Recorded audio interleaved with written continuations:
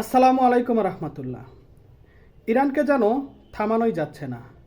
পশ্চিমা বিশ্বকে বুড়ো আঙ্গুল দেখিয়ে তারা নিত্য নতুন ভয়ঙ্কর সব সমরাস্ত্র তাদের সমর ভাণ্ডারে যুক্ত করছে। পশ্চিমাদের হুমকি ধামকি নিষেধাজ্ঞা সত্ত্বেও তারা নিত্য নতুন অস্ত্র নিয়ে আবির্ভূত হচ্ছে। গতকালকে তারা নতুন এক ভয়ঙ্কর ব্যালিস্টিক মিসাইল উন্মোচন করেন।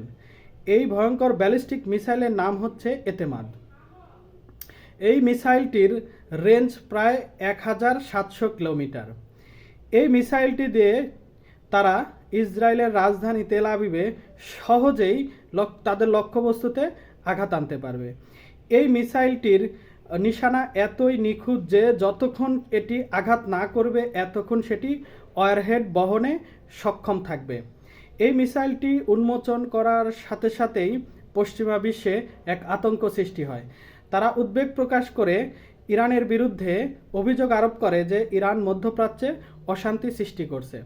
এদিকে ইরানের দাবি যে তারা তাদের এই নতুন নতুন সমরাস্ত্রগুলো তাদের শুধু প্রতিরক্ষার জন্যই ব্যবহার করছে।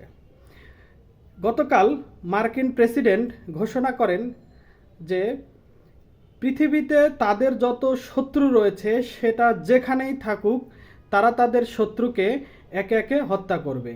এই ঘোষণার জের ধরেই সোমালিয়ায় বিভিন্ন লক্ষ্যবস্তুতে মার্কিন যুক্তরাষ্ট্র বিমান হামলা চালায়।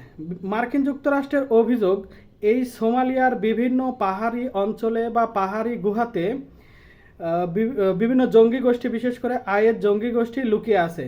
তাই এই সোমালিয়াতে ব্যাপক বিমান হামলা চালিয়ে সোমালিয়ার অনেক ধ্বংসযজ্ঞ চালানো হয় এবং সোমালিয়ার অনেক মানুষকে হত্যা করা হয়।